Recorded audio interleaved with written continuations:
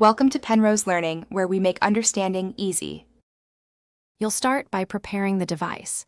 Make sure you have either root or ADB access because you'll need system-level control. Once done, back up your eFootball data to cloud or via a DB so you can restore progress if needed.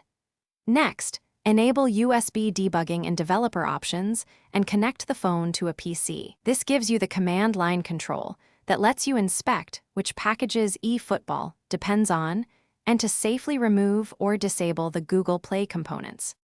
You now identify and target the Google packages eFootball uses. On the PC, run a DB shell PM list packages com.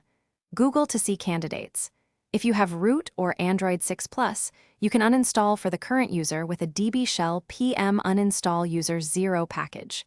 Name, do this one package at a time and retest the game after each removal.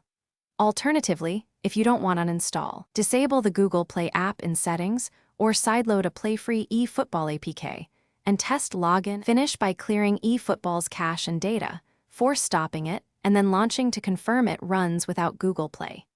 If the game crashes or online features fail, make sure to re-enable or reinstall the exact Google package you removed.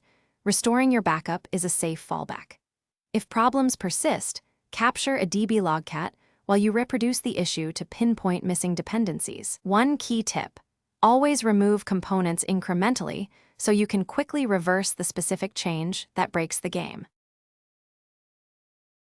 Thanks for watching. If this was helpful, leave a like and consider subscribing. See you next time.